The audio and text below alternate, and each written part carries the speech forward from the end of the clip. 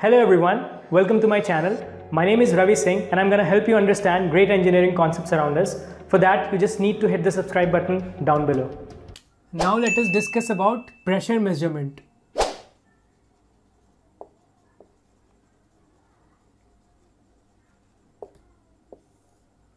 Well, this static pressure which we have just discussed is basically uniform in all direction. So pressure measurements in case of static fluid are independent of direction because it is same in all the direction. That's why if we are going to attach a pressure gauge which is basically measuring a static pressure, then we can fix this static gauge outside this container because the static pressure is independent of direction.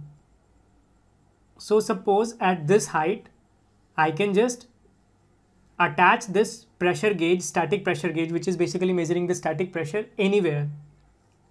But if I'm going to attach this at two different heights, say at here x1 and x2, then obviously there will be some difference in the pressure measured because of rho g h.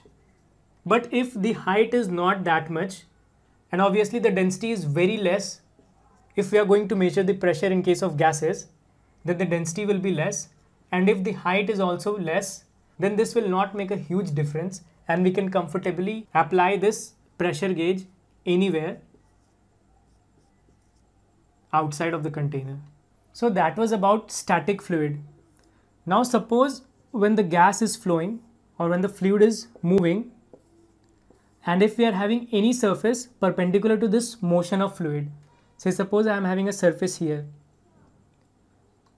So this flow actually applies an additional pressure on this surface which is perpendicular to the flow direction, while this flow are having little impact on the surface which are parallel to this flow direction. So this is parallel surface, little impact because of this flow of gases, but a surface which is perpendicular to the flow of this gas are basically having an additional pressure.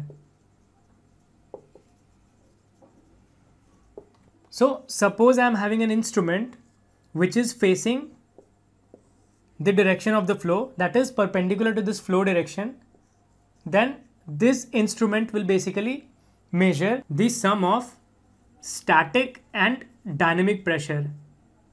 That is nothing but the total pressure.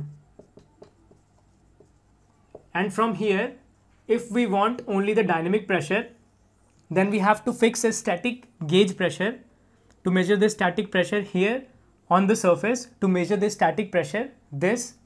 And when we are going to take a difference between this total pressure that is measured by this instrument which is facing the flow direction, that is perpendicular to the flow direction, with this pressure measured by this static gauge, that is the static pressure, then this will give us the dynamic pressure. So this is the process of finding the dynamic pressure. And this dynamic pressure is basically used to measure the flow rates or air speed, as in case of airplanes.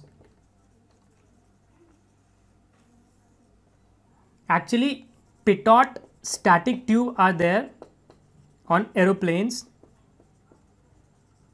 which are basically doing or performing this kind of measurements to get the air speed in case of airplanes. So this static gauge pressure is of prime importance whenever we want the net loads on the pipe walls.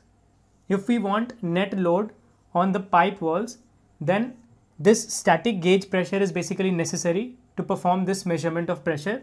But in case of air speed or flow rates, dynamic pressure is required, which in case of aeroplanes is measured by the pitot static tube to get the flow rates or air speed. So this is all about the detailed explanation on pressure. Thank you. For more exciting contents about science related stuffs in the form of news, videos or articles, don't forget to like our page Science Talk on Facebook, for which the link is given below.